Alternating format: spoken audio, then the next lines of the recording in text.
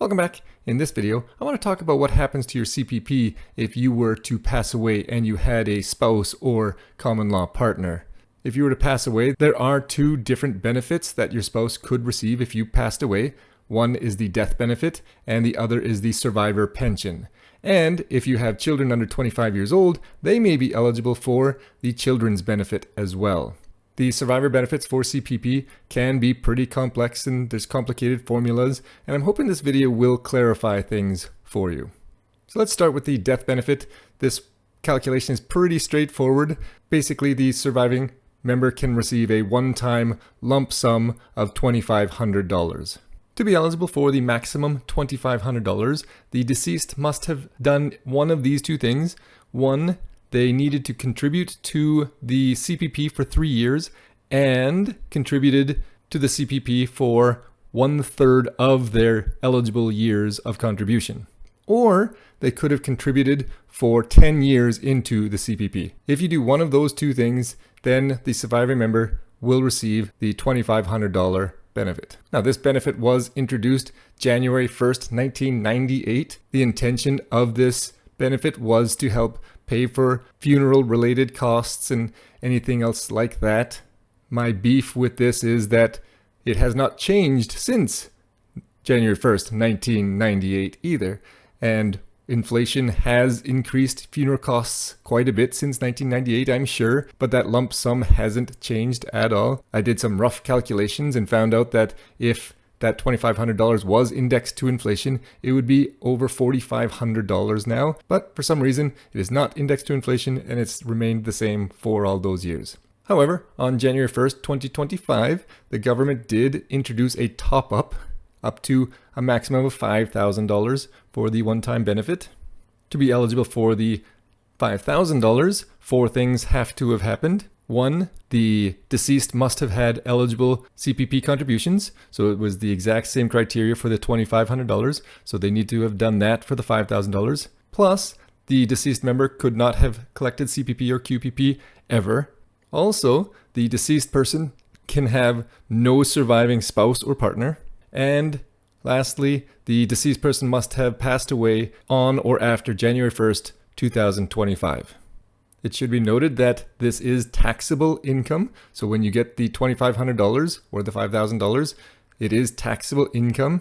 It is charged to the estate. Sometimes the lump sum will go directly to the person that paid for the funeral costs, but it is taxable and it is not automatically deposited either. You do have to apply for the death benefit, so do be aware of that.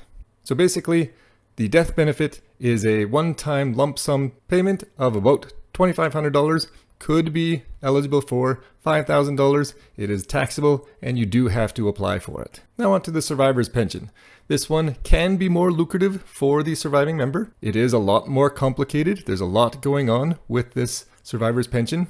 Many people do assume that when they pass away, their spouse will get the full CPP that they were collecting. That is not the case at all. The calculation into how much your spouse will get, it comes down to two different things.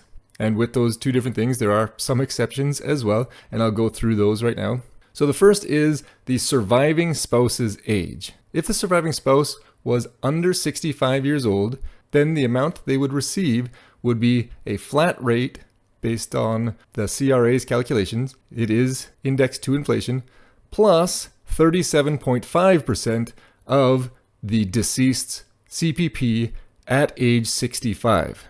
Now that's really important. All of these calculations will be based off of the deceased's pension based off of if he had taken it at the age of 65 years old. It doesn't matter if the deceased took their CPP at 60 or 62 or 65 or 68 or 70. Whenever they took it, all of these calculations will be based on their age 65 CPP. So the surviving member gets a flat rate plus 37.5% of the deceased's age 65 CPP. And if the surviving spouse is 65 or older, well, then the spouse gets 60% of the deceased's age 65 CPP. Now that doesn't sound so bad. 60% seems like a pretty straightforward calculation, but there's a catch. There is a maximum combined CPP amount that a survivor can receive. And in 2026, that number is $1,531.56 per month. Now there's an exception to this as well. The surviving CPP member could increase that amount by delaying their CPP past the age of 65. So I told you this could get complicated. There's a lot of exceptions, a lot of asterisks to a lot of these calculations. So what do I do whenever things get too complicated? I create a spreadsheet. So here I have an example where the deceased had a age 65 CPP of $840. The survivor's age I just put as 65 as well. I put an amount of $750 into the surviving member's age 65 CPP, and right now I have the surviving member at 65 years old right now as well. So right now, because the survivor's age is 65 or more, they would receive 60% of the deceased member's CPP up to a maximum. And you can see here on the right, the maximum combined was just over $1,500.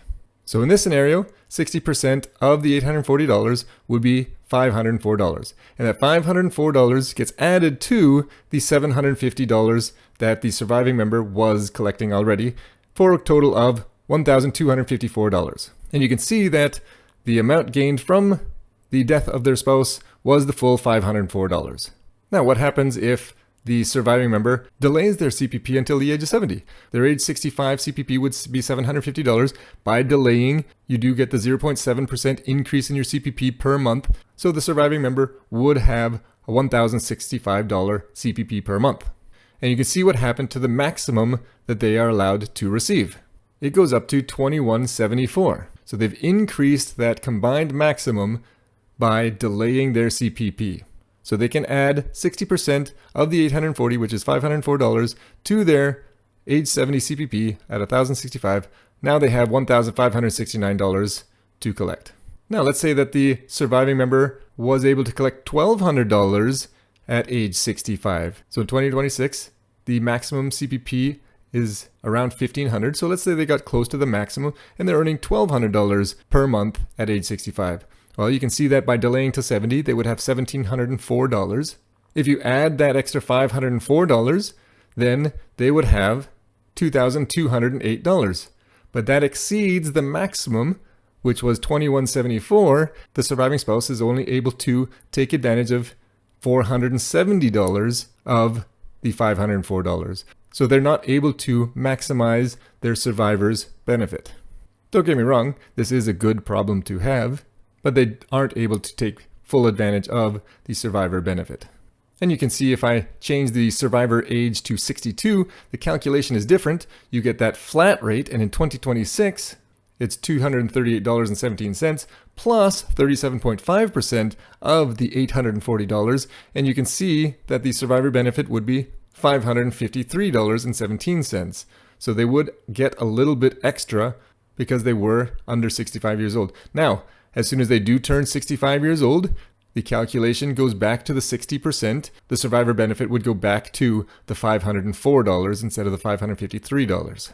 I know that gets a little complicated. I can actually share this spreadsheet with you in the description. If you want to make a copy of it, by all means, you can play around with some numbers. And I wanted to quickly talk about the children's benefit as well. If you or your spouse passes away, any children under 18 will receive $307.81 per month. And if both my wife and I happen to pass away at the same time, both our boys are under 18, then each one would receive $307.81 twice. So they'd get $614, $615 because both of us passed away. If the child goes to school and is a student until the age of 25, they can keep that $307.81. But if they are a part-time student, that gets reduced by half. And if they don't go to school, then they lose out on the children's benefit. Again, it should be noted that none of this happens automatically. You do have to apply for the death benefit, the survivor pension, and the children's benefit. You can apply for them at the exact same time. They do all require different forms, but you can apply for them at the same time. Another thing to keep in mind is that because these payments are all considered CPP payments, it is taxable income. And you can see here in this example, the spouse's income went from $1,704 to $2,174.82, And so there is a lot more taxable income, and because there's no more income splitting, because there's one spouse instead of two now, you could potentially put that surviving spouse into a higher tax bracket. I know for us, if I were to pass away suddenly, my wife all of a sudden would be collecting her full pension, my full pension, her CPP, 60%-ish of my CPP, her OAS, and that would put her into a much higher tax bracket than when I was alive. So I hope this video has clarified how these CPP benefits work, the death benefit, the survivor pension, and the children benefit. It can be pretty complicated. I hope this video has helped, and if you've enjoyed this video, please like and subscribe. Have a wonderful day.